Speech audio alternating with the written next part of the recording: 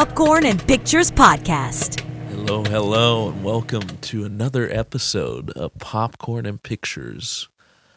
I, your host, Sam Karpinski, and your co-host, Jose Mendoza. That's me. Jose. Yes. So today we're going to talk about The Smashing Machine, starring The Rock and what he hopes will be his ticket to Oscar glory. Mm-hmm. What are your thoughts? I don't think he's going to get it. And I will say this about the movie. That I did kind of lose.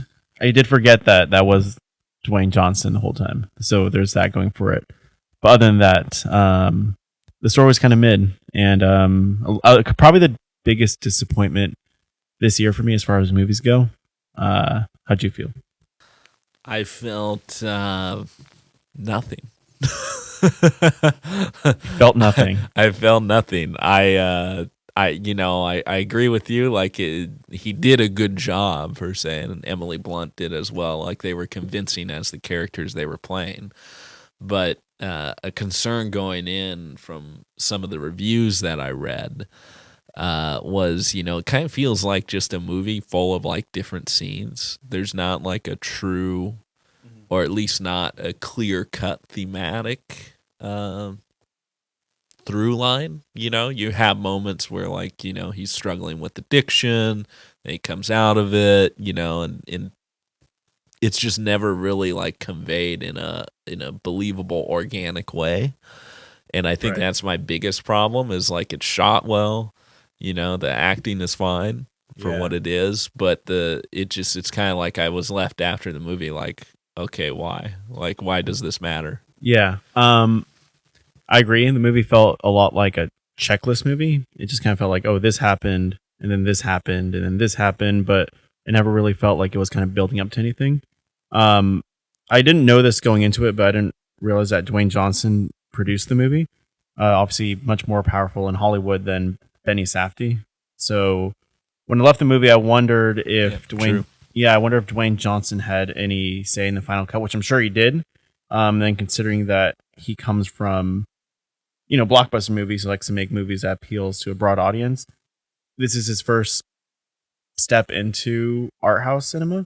So I was curious if maybe he would try to make something a bit more digestible because, as you and I know, we've seen a couple of Safdie brother projects.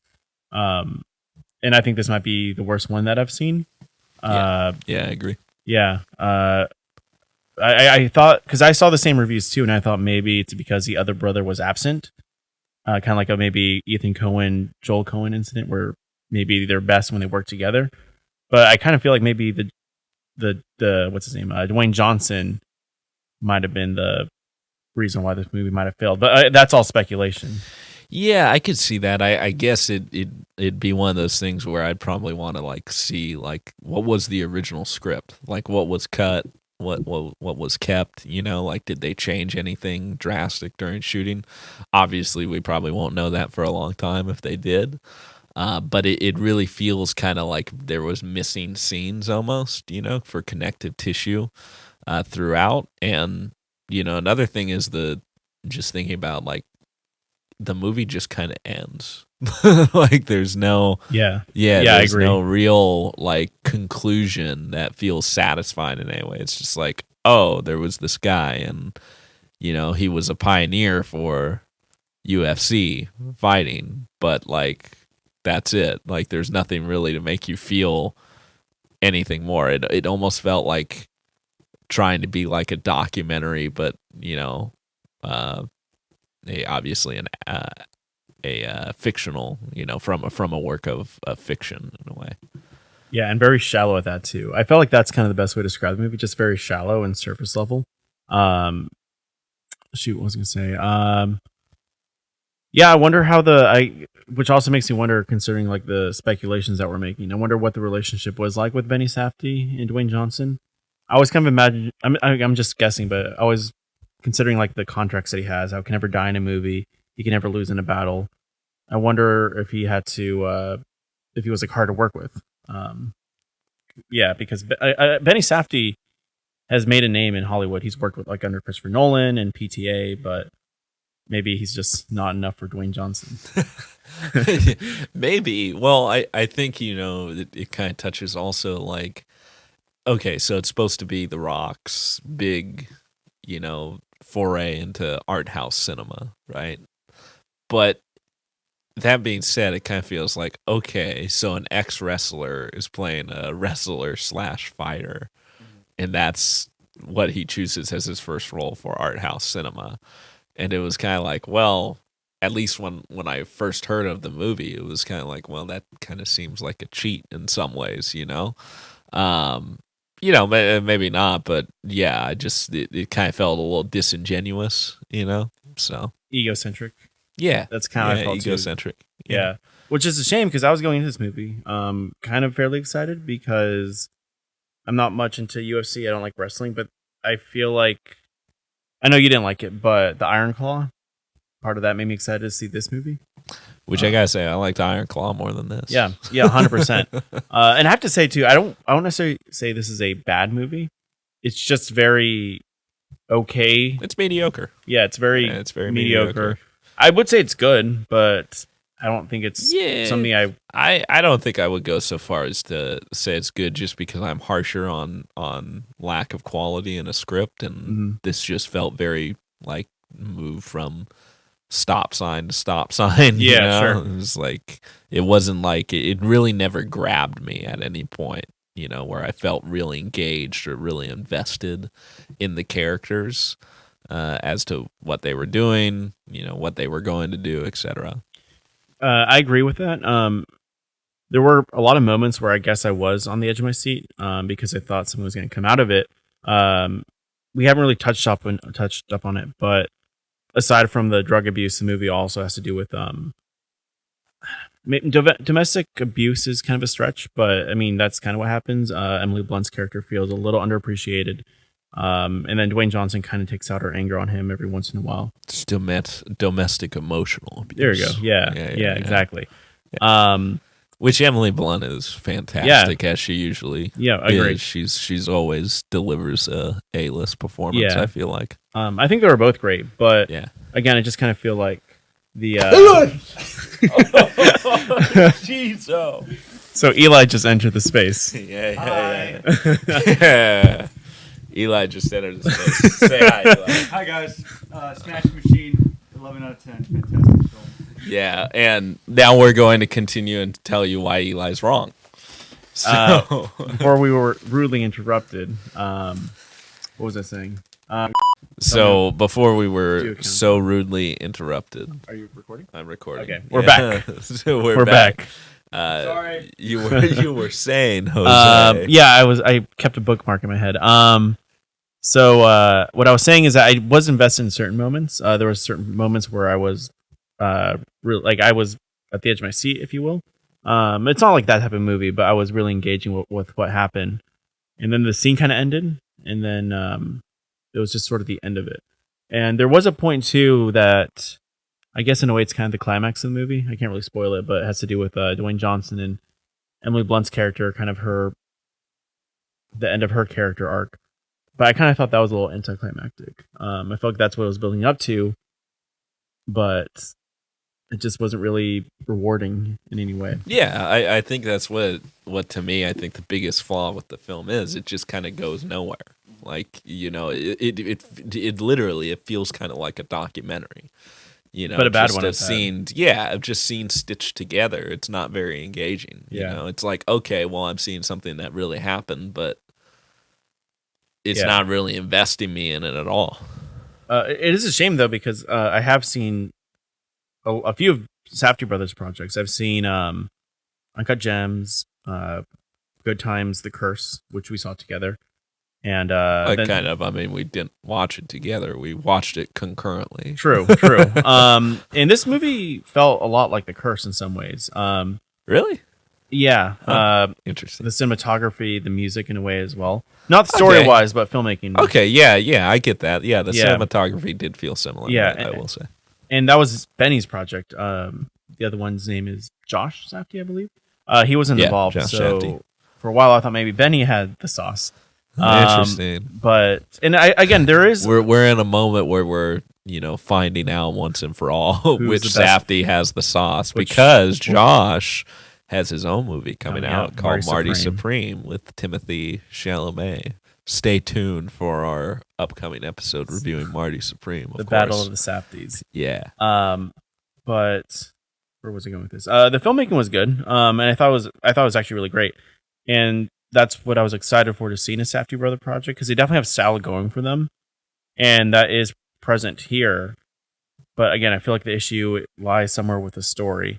Yeah, it was style over substance. Yeah, absolutely. Like I mean, look, they're by no means the same type of film, and if I was forced to watch one over the other, I would definitely pick Smashing Machine. But I recently watched Tron Ares, and kind of the same thing. It just feels like there was no substance. Sure, like it's well done in terms of the special effects. The soundtrack's really good. But it's like I just feel nothing for those characters. There's no substance to it. Yeah, I agree. Something I noticed too, I don't know, just kind of fun little comment, but I saw the New Mexico logo at the end of the movie, in the credits, which is where the curse was shot. So I wonder what is this fascination with shooting in New Mexico. I don't know if there is any. Maybe it's just a tax credit thing. I guess so. I guess so. The story takes place mostly in Phoenix, Arizona. That's But, true. Yeah. yeah. That would just further my point. It's probably just a tax credit thing. So. Do you think this is Dwayne Johnson's Oscar movie? I do not, especially when Daniel Day-Lewis is coming out of retirement with, by all accounts, another great performance. Yeah, I don't know. I feel like that's what this movie is riding on, but it's not getting the critical praise I thought it was going to get. So I think it's still gonna. I think it. Yeah, no. Do you think he's getting a nomination? How about that? I'm trying to think, because there's 5 spots up for grabs. Feel like almost assuredly Daniel Day-Lewis is going to get one of those. I think Leonardo DiCaprio might get one. Leonardo DiCaprio is more than worthy for one battle after another. Based on early buzz, Timothy Chalamet probably has a good shot with Marty Supreme. And I will say this, considering how they like to give nominations to like people who play real people. Yeah. What's his name? The bear in the Bruce Springsteen movie might get that nomination too. Jeremy Allen White. Yeah, Jeremy Allen White. So I don't know. Maybe it's possible. Now I just want to make a funny little comment about my experience at the theater we went to go see at Rialto. This is the second movie I've ever seen there. The first one was Spike Lee's movie, Hardest to Lowest. Highest to lowest. Oh yeah, sorry, Highest to Lowest. My bad. It was so hard to see it that it was so hard to make it through. For the record, Highest to Lowest is not a bad movie, in my opinion. Anyways, what happened was I ordered my ticket. Oh, by the way, can I interject for a Yeah. second? I just did research on it. There is a pretty good film tax credit in New Mexico. Oh, okay. So, Look at that. Okay, yeah. cool. Good to know. Yeah, so I bought my ticket on Fandango for Highest to Lowest. I meant to buy it for Tuesday showing, but I wanted to see on Monday. So I go to the box office and I say, I want to see this movie. Here's my ticket. But then I noticed that it's for tomorrow, but they let me still get through. But my ticket on my phone says it was room 6 or whatever. I walk in halfway through the movie. It's just some movie, which I don't know what it's about, but it was this montage of this white family just riding horses. And it goes on for 5 minutes. And I'm like, was it Kevin Costner's film? Maybe. I think that's probably what it was. What movie is that? Horizon, Part 1. No, it wasn't Horizon. It's not like a Western. It took place in like contemporary times. Okay, then it wasn't Kevin Costner's No. movie. I apologize, folks. That's okay. And then today that happened again. We bought our tickets and we walk in and then we see the Netflix logo. And Eric's actually the one who pointed it out. I'm like, this is a Netflix movie, Sam. Well, you know what was really funny was during the opening of that movie, which is A House of Dynamite, which I will be seeing at some point myself. The opening of the movie has a very Jaws-esque score. And I almost thought we were in like a Jaws re-release screening, and I was like, I didn't know they were still playing the re-release That's of really Jaws. funny. It's a shame because we gave Netflix money instead of A24. that is the real shame here, folks. Yeah. You know? Yeah. I mean, really, it wasn't our fault. It was the theater employees. It was the theater's but, fault. But you know what? Yeah.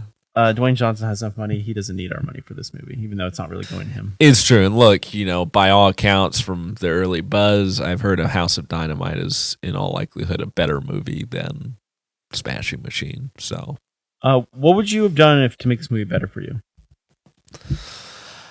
It's tough. I feel like there should have been more, first off, some more insight into like his background, like what motivated him. It very like briefly touched on at different points. Like it gets into like kind of the competitive nature. Like he doesn't want to even consider losing. Like he's just, you know, feeling it for lack of a better term. But I would like to know, like, okay, well, what got you into that? Were you always kind of wired this way, like in school, where you gained into fights or enjoyed wrestling people just for kicks? Like, is there any family, you know, story background where you kind of felt like this is compensating for something in terms of, you know, maybe your, you know, parents were hard on you for one thing or another, and maybe this was your way of like becoming good at something that wouldn't necessarily be within line with them. I mean, I have no idea whether that's true or not. It's just, well, okay, maybe, you know, maybe there's something more there. And it didn't feel like, it felt like it was very much like a window into this person's life for a very brief period of their life. I mean, a decade plus, but still, relatively speaking, a brief period of their life. And while some biopics, I feel like, will give you through dialogue or through, you know, background thematically, you get more out of it. Like you see more insight into the character. You understand what motivates them and makes them tick. I never really felt like I truly got that with this. Interesting. I didn't think of that way, but I guess you're right, because again, kind of back to my point, how this movie was just kind of a checklist movie. I guess I would have liked to see, that character background of why he does want to continue winning. He isn't an athlete, so I understand like that, but I guess you're right. Like what motivated him to actually pursue this career in ultimate fighting. I was telling Eric that, and you probably heard this too, but I think one thing that I kind of wish to see was a lot of the movie was, again, like I can't without spoiling, like, oh, this is happening, and then this happens, and then this happens. You know, like, it doesn't really it wasn't really, there wasn't anything to it. There was a scene. It's not really a spoiler, but we talked about how it involves drug abuse. Naturally, you'd think like, oh, this person's gonna get help. So minor spoiler, I guess, but he does go to a rehab center. But then the next scene is like literally him walking back out. So you don't even see that recovery.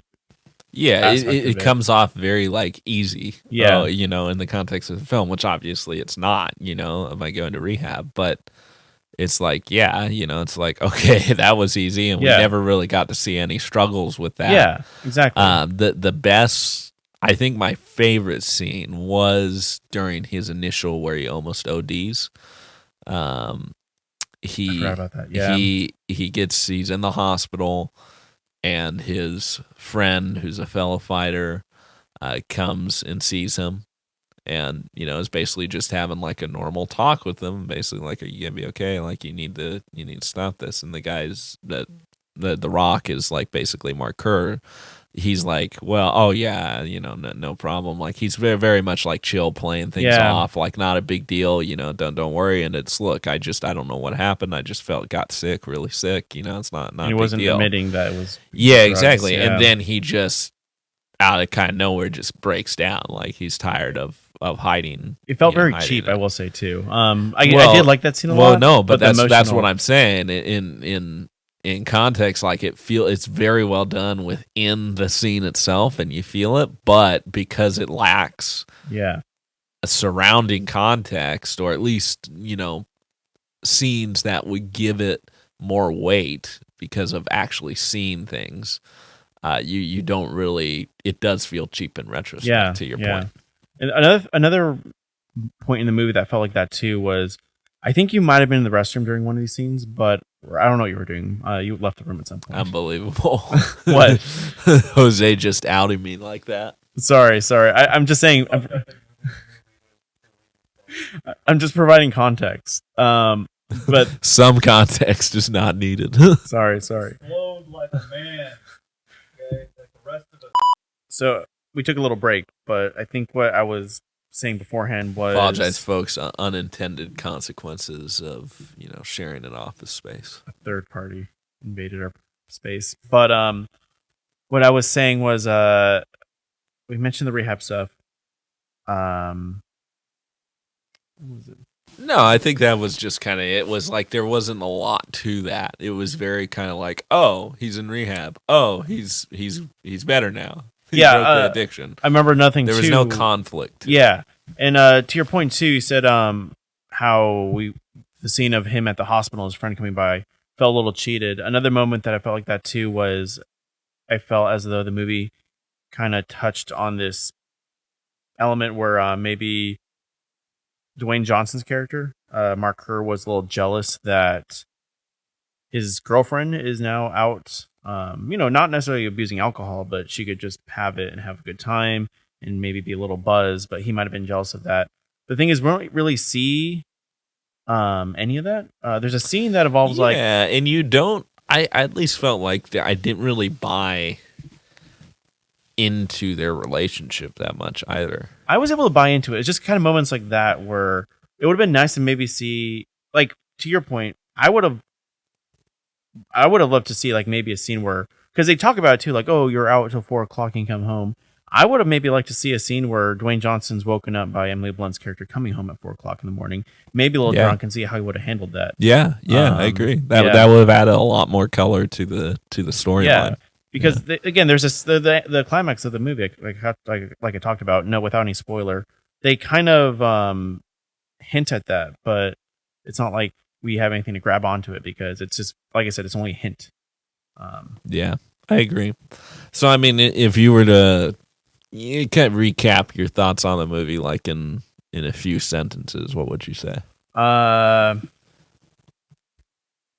very well made artistic film with great music. We haven't really talked about the music, but the music was fantastic. Unfortunately, undermined by a checklist bullet point movie screenplay. Yeah, it's a good way of describing it. Yeah. What about you? Yeah, I think like shot well, looks good in the theater, sounds good in the theater, but the story lacks a lot of substance, and you'll probably forget about a lot of it in a few days' time. I agree. The thing is, I still have hope in Benny Safdie's career. I don't really think. Again, no, he's going downhill. Yeah. I believe so. Again, purely speculation, but I think the factor here that doesn't exist in his other movies is maybe Dwayne Johnson. But because I've seen interviews with both of the guys, and they seem like very intelligent people. And I feel like they're capable of making good movies. I think this is just a flop. For what reason, I don't know, but I'm still excited to see his future projects. 100%. Yeah, I don't think this has maybe been like, oh, geez, Benny Safdie is just on the downhill. I mean, this is one, and every filmmaker has a mulligan, except maybe, there's a few filmmakers that you could potentially argue don't have mulligans. Christopher Nolan has a mulligan. I would say. Which one? I don't know, actually. Okay, I take it back. Maybe not a mulligan, but I just don't. It's clearly like a first-time filmmaker, and I still enjoyed it. The Following, okay. Yeah. But that's neither here nor there. We're talking more Chris Nolan next July when The Odyssey premieres in theaters. But for that, what do you think we're going to talk about next, Jose? What movies coming up are you excited about? When we're at the theater, I saw the release date for Frankenstein. I actually really am excited to see that. Yeah. I'm. Although I heard it wasn't very good. The first though. Reviews, were not good. And honestly, just because it looks more kind of bonkers, I'm more interested in The Bride for Maggie Gyllenhaal. And I think it has Christian Bale. I forget who's playing the bride. Yeah. But either way, it looks bonkers. Like it just looks like this is just something that should be experienced on the big screen just for the hell of it. I agree. So I agree. I'm looking forward to that. We also have, of course, in December, one of the greatest movies film sequel, its third sequel actually. It's now a trilogy, Avatar: Fire and Ash. Very excited for that. Indeed. We got Marty Supreme we talked about We do as have well, that. another Safdie. So looking forward to that. And What else is coming out? yeah, I can't there's think of anything else. oh, dude, I got you. You Marty don't know what's Supreme. coming out. I'm excited for Marty Supreme. The thing is, the whole ping pong approach doesn't really interest me. That's the thing about this movie too, because I know the Safdie brothers are splitting up, at least for now, and looks like they're both focusing on sports movies. Obviously, circumstances have changed now that I've seen the Smash Machine, but I was more excited to see a wrestling movie or a UFC Ultimate Fighting movie against a ping pong movie. But I guess Well, I think that's what's intriguing to me about Marty Supreme is first off the reviews are good, right. and Timothy Chalamet never phones it in. True. So that's a confident booster. But also, if you're able to pull off making an interesting movie about a ping pong player, Then yeah, that's a success. then that's really Yeah. good. Kind of like Challengers, right? True. It was about tennis, but it wasn't about tennis, Right, you right. know? So if you can use that where you kind of subvert the genre, I'm always down for that, especially Yeah, if it's true. done well. True. So we got I don't know if you've seen the Black Phone. Got Black Phone 2 coming out later Mm-mm. this year, or later this week actually. Got Good Fortune with Aziz Ansari and Keanu Reeves. Okay. We got Predator Badlands. Mm. Feeling that. One I'm actually pretty interested in is the Running Man remake, Edgar Wright's Yep. rendition That'd of be that. fun, That looks yeah. like it'll be a fun time with Glenn Powell. And you mentioned our earlier Springsteen, Deliver Me from Nowhere. Got another musical biopic, which I'll be honest, I'm not too excited for, just because it feels like we've run that out at this point. Yeah. How many musical biopics, especially when the guy's still alive and kicking. Yeah, but especially after last year's Complete Unknown, I'm just not really looking forward to another. Yeah. Was that last year? yeah, it that was huh? last year. Yeah. Yeah. Worst Best Picture nominee. Yes, by the way. I agree. And yeah, there's some other stuff. I'm sure You there'll be- got your boy. You got your boy. Oh, that's right, Yeah, Begonia. I forgot about that. yeah. Yeah, that's actually my. Yeah, but although it hasn't been getting the hottest of reviews. That's okay. So He is. anyway, we done. There's a lot of things to choose from, folks. You never know. We might do What's Begonia. gonna be the next movie we watch, and have some popcorn and talk about some pictures. We'll do Begonia. Don't worry. We should do ratings before we might close not up. do Begonia. Yeah. So my rating, I'd say right now, it's a 5 with a small possibility it could go up to a 6. Towards the end of the movie, I was feeling I'm set on a 6 out of 10. I thought maybe it's closer to a 7, but now that we've talked about it, which speaking of, maybe the best thing to mention at the end of the podcast, but we literally saw it maybe 2 hours ago now. It's fresh in our minds. It's very folks. fresh in our minds. Now that I've let it sit for 2 hours, I'm feeling more closer to a 5 than would a 7. I'm sticking to a 6, but it's definitely closer to a 5. It's a very good, mediocre movie. Yeah, it's one of those movies that I like to say, like, you won't be necessarily upset that you saw it, but Yeah. you won't be itching to go back and watch it Yeah, again. perfect So, way of summary. Yeah. Yeah. All right, folks. Well, thank you, everyone. Again, I'm your host, Sam Karpinski, And I'm Jose Mendoza. your co-host. He forgot to add that. And this has been Popcorn and Pictures. Good night. Enjoy.